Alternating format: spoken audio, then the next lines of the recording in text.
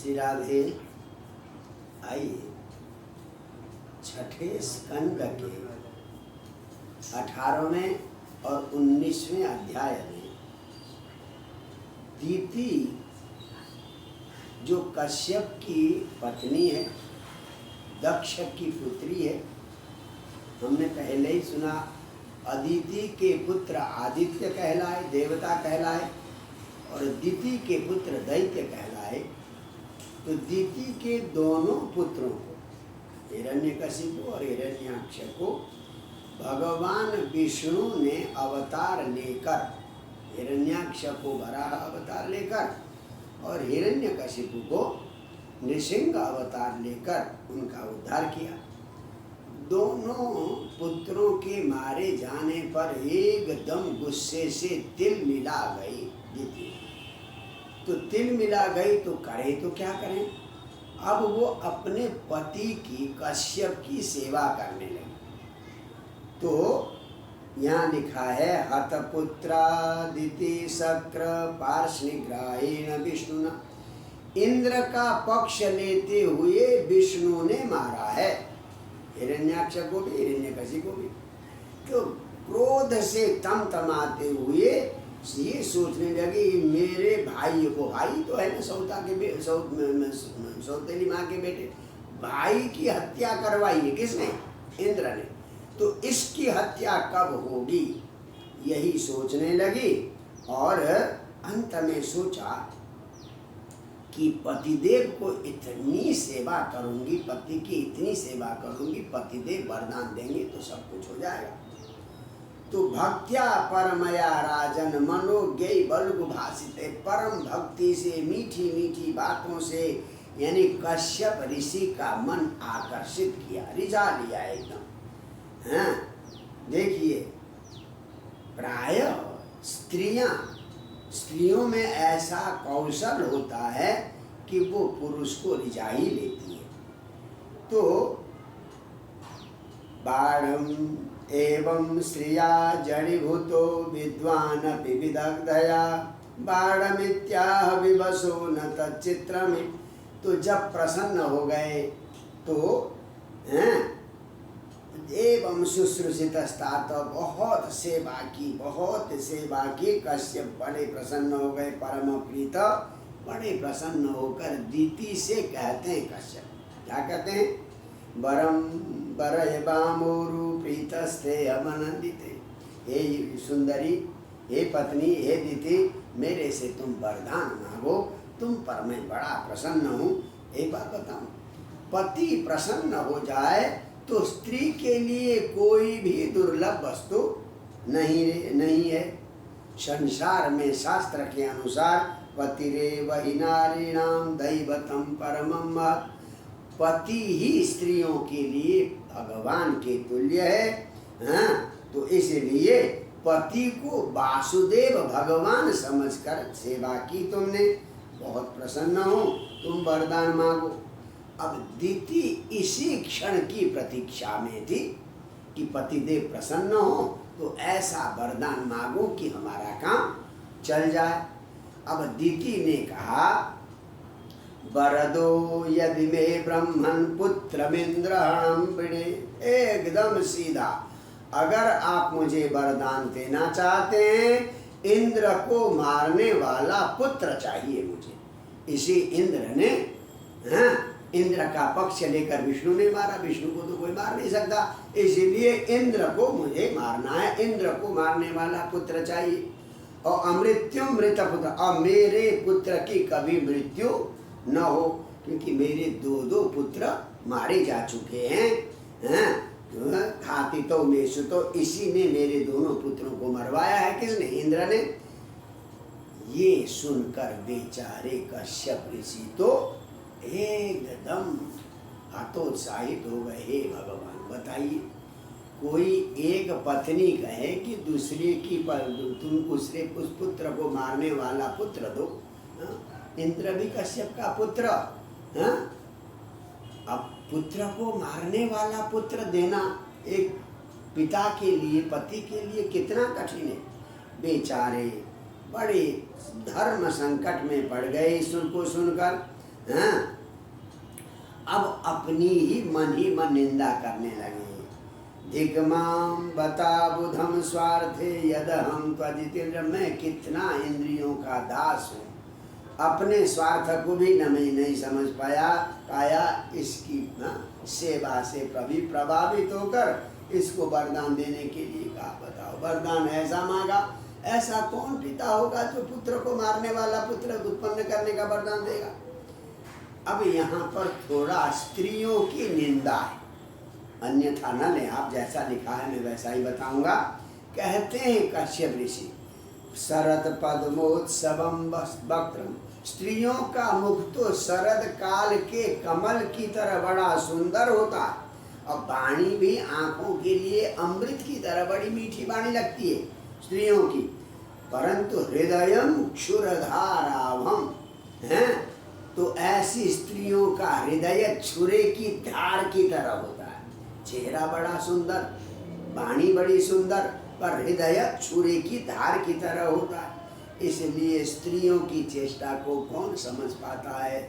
मेरे जैसा कश्यप ऋषि नहीं समझ पाया तो सामान्य व्यक्ति क्या समझ पाएगा। कहते स्त्री का कोई अपना प्रिय नहीं, एकदम डंके की चोट कहते हैं। नहीं कश्चित प्रिय स्त्रीणाम अंजसा त्वाशिषात्मना, पतिम पुत्रम भ्रातरम वा धनंत्यर्थे घातयन्ति च। स्त्री का कोई अपना प्रिय नहीं है। अगर अपने पसंद के काम के लिए, अपने स्वार्थ के लिए वो पति को भी मरवा सकती है, पुत्र को भी मरवा सकती है, भाई को भी मरवा सकती है, न मार भी सकती है और किसी से मरवा भी सकती है। आज तो यही हो रहा है, रोज आप अखबारों में समाचार में सुनते ही हैं।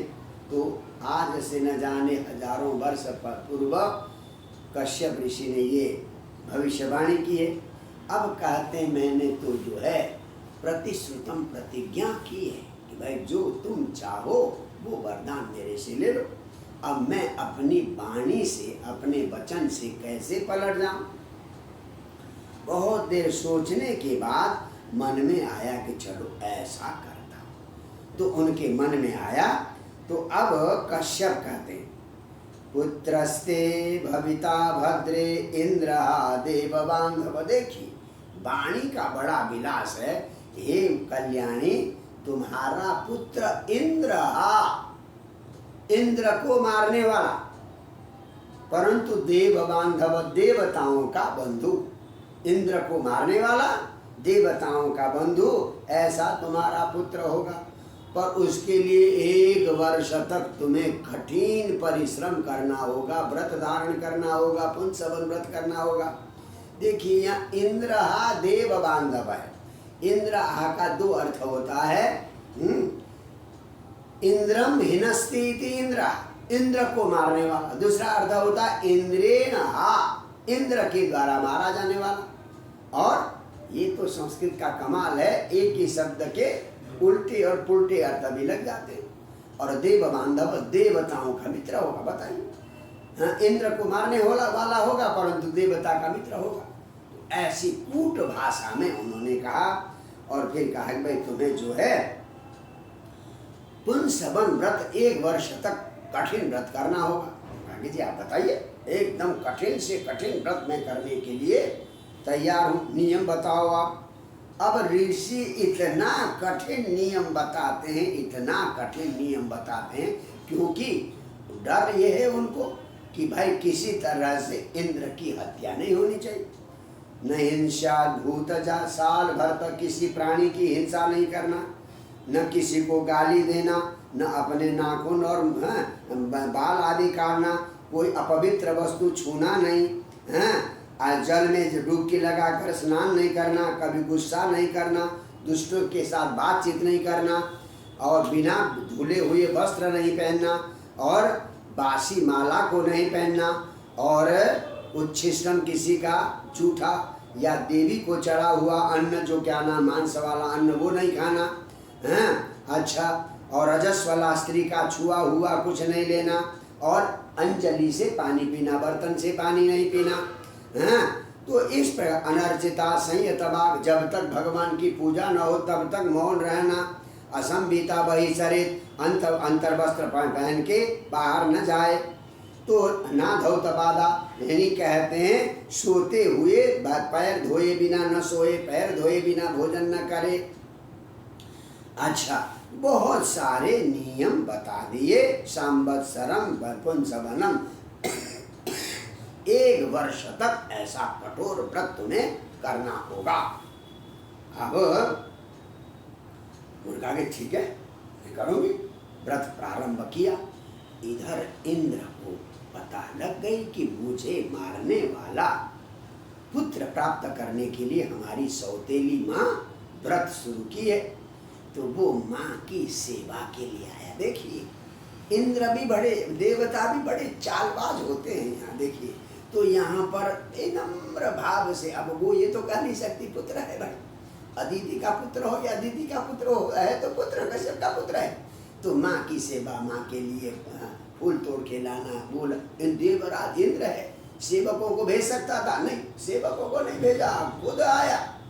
तो माँ के हर पूजा में, हर काम में सहायता करने लगा, क्योंकि मौसी के मन की बात समझ गया था। कौन? इंद्र। तो इस प्रकार से वो देख रहा था कब व्रत में छोटी सी त्रुटि हो जाए और मैं अपना काम कर लूं।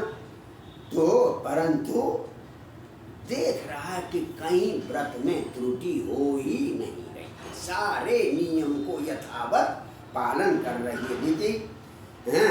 एक दिन छोटा सा मौका मिल गया। किसको? देवराज इंद्र को।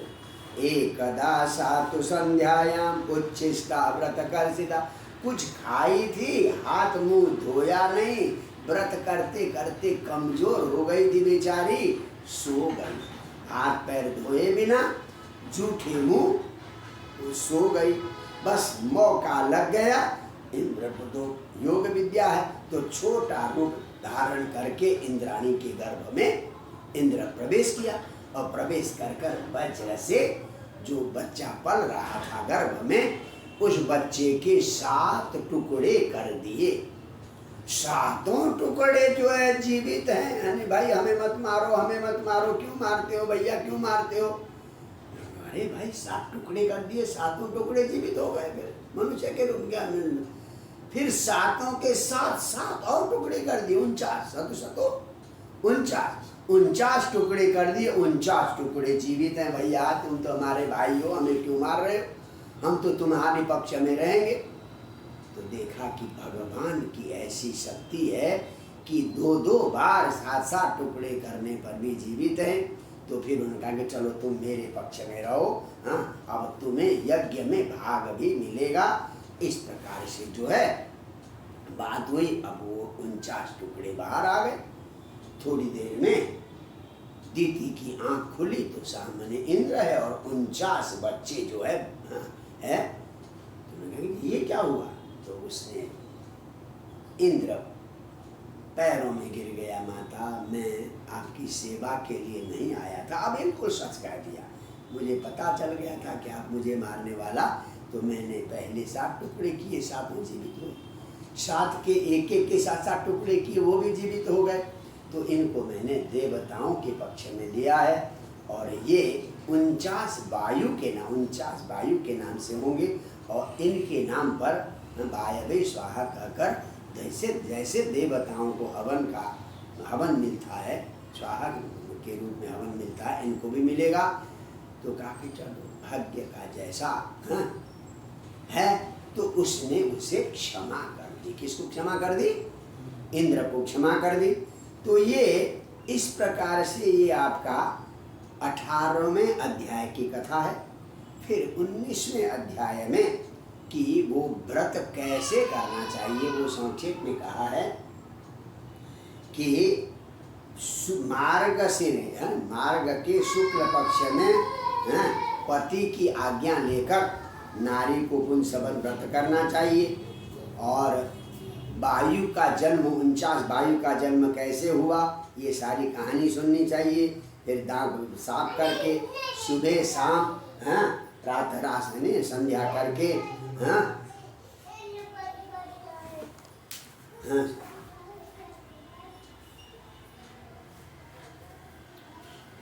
जोर से बंद कर दो, नहीं इतना क्यों बोल रहे हो, इतना नहीं समझ में आ रहा, 1 मिनट की बात है, पूरा बंद कर दो बस। बीच में डिस्टर्ब हो गया, मैं कह रहा हूँ इतना समझ नहीं पा रहे। तो सुबह शाम नाश्ते से पहले भगवान की पूजा करनी चाहिए। मंत्र भी दिया यहाँ पर, ओम नमो भगवते महापुरुषाय महाविभूति पतये स्वाहा।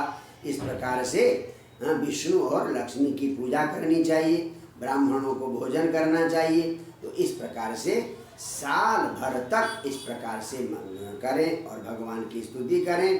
तो अगर बीच में नारी रजस्वला हो गई तो पति को ये व्रत करना चाहिए, व्रत में खंड नहीं करना चाहिए। पर अगर पत्नी में सामर्थ्य नहीं हुआ तो पति करे। तो इस प्रकार से दोनों में से कोई भी ये व्रत करे तो ये जो है इस प्रकार से पुत्र हो जाएगा।